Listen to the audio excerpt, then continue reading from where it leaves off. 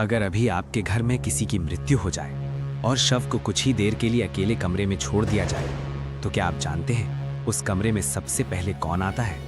रिश्तेदार नहीं, पड़ोसी नहीं, बल्कि वो शक्तियां जो सिर्फ मरे हुए शरीर का इंतजार करती हैं। गरुड़ पुराण कहता है, अकेला पड़ा शव केवल शव नहीं रहता, वो बन जाता है नकारात्मक शक्तियों का निमंत्रण। इसीलिए दीपक जलाया जाता है, मंत्र बोले जाते हैं और शव को कभी अकेला नहीं छोड़ा जाता, क्योंकि उस समय आत्मा अभी गई नहीं होती और अंधकार मौका ढूंढ रहा होता है। अब सच्चाई जानिए, मृत शरीर अकेला क्यों नहीं छोड़ा जाता। श्री कृष्ण ने बताया वो रहस्य जिसे जानकर रोंगटे खड़े हो जाएंगे। अगर आज रात आपके घर में किसी की मृत्यु हो जाए और आप शव को कुछ देर के लिए अकेले कमरे में छोड़ दें, तो क्या आप जानते हैं उस कमरे में सबसे पहले कौन प्रवेश करता है? न कोई इंसान, न कोई रिश्तेदार, बल्कि वो शक्तियां जो केवल मृत्यु की गंध पहचानती हैं। शास्त्र कहते हैं, मृत्यु के बाद आत्मा कुछ समय तक शरीर से पूरी तरह अलग नहीं होती और इसी समय एक छोटी सी गलती आत्मा को शांति नहीं बल्कि भटकाव दे सकती है।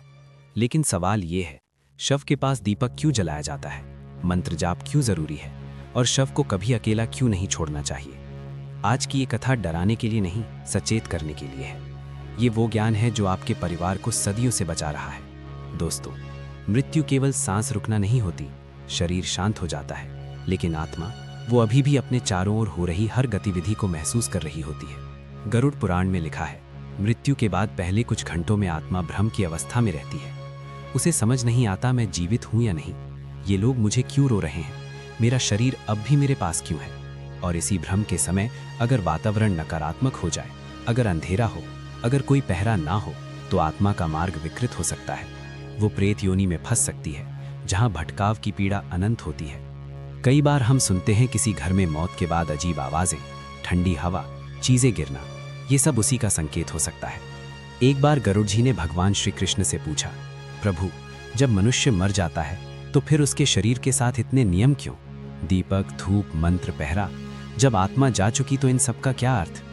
कृष्ण जी ने गरुड़ की ओर देखा, उनकी दृष्टि में करुणा थी और चेतावनी भी। कृष्ण बोले, गरुड़, मनुष्य यही सबसे बड़ी भूल करता है कि वो मृत्यु को तुरंत समाप्ति मान लेता है। लेकिन सत्य ये है, मृत्यु एक द्वार है, अंत नहीं।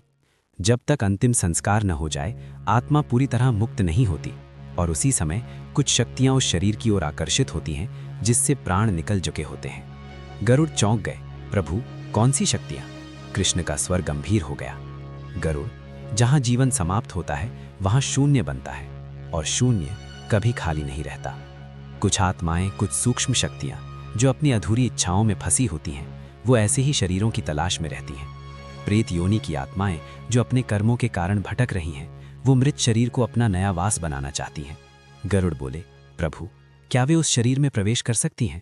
कृष्ण ने कहा, अगर दीपक ना हो, मंत्र ना हो और शव अकेला छोड़ दिया जाए तो हाँ, और एक बार प्रवेश हुआ तो वो घर पीढ़ियों तक प्रभावित हो सकता है। दीपक जलाने का असली कारण? कृष्ण बोले, दीपक केवल रोशनी नहीं देता गरुड़, वो स्मृति देता है। दीपक की लौ आत्मा को याद दिलाती है कि उसका मार्ग ऊपर की ओर है, नर्क की ओर नहीं। जहां दीपक जलता है वहां नकारात्मक शक्तियां ठहर नहीं सकती। इसीलिए सिरहाने दीपक, पैरों की ओर दीपक, और सबसे महत्वपूर्ण, दीपक बुझना नहीं चाहिए। मंत्र जाप क्यों जरूरी है? गरुड़ ने पूछा, प्रभु, अगर दीपक है तो मंत्र क्यों? कृष्ण मुस्कुराए, क्योंकि दीपक मार्ग दिखाता है और मंत्र सुरक्षा देता है। राम नाम, महामृत्युंजय मंत्र, हरि नाम, ये आत्मा के लिए ढाल बन जाते हैं। जहां नाम गूंजता है वहां भय प्रवेश नहीं करता, और अगर मंत्र चल रहा हो तो प्रेत योनि की शक्तियां दूर ही रहती हैं। शव को कभी अकेला क्यों नहीं छोड़ना चाहिए? कृष्ण ने कठोर स्वर में कहा, गरुड़, सबसे खतरनाक गलती है शव को अकेला छोड़ देना, क्योंकि उस समय शरीर केवल शरीर नहीं रहता, वो आकर्षण केंद्र बन जाता है। गरुड़ ने पूछा, अगर मजबूरी हो तो?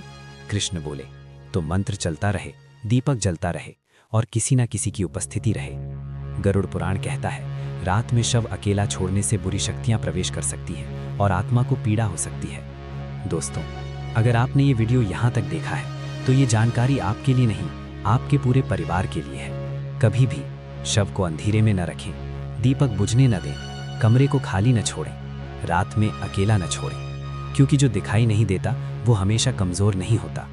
गरुड़ पुराण में और भी कई नियम हैं, जैसे शव पर लाल चींटियों या जानवरों से बचाव, बदबू से बैक्टीरिया और सबसे बड़ा आत्मा का अपने परिवार से मोह। वो 13 दिनों तक घर में भटकती है, अपनों को देखकर शांति पाती है।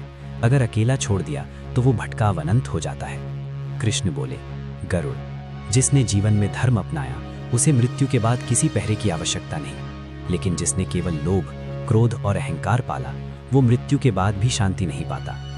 गरुड़ ने कहा, प्रभु, आज मनुष्य को मृत्यु से नहीं अपने कर्मों से डरना चाहिए। कृष्ण मुस्कुराए। दोस्तों, ये कथा डराने के लिए नहीं थी, ये जगाने के लिए थी। अगर ये वीडियो आपके मन में एक भी सवाल छोड़ गया हो तो इसे अपने घर तक सीमित मत रखिए। वीडियो शेयर करें, चैनल सब्सक्राइब करें, कमेंट में लिखें जय श्री कृष्ण, क्योंकि जिस घर में कृष्ण का नाम है वहां अंधकार टिक नहीं सकता। जय श्री कृष्ण।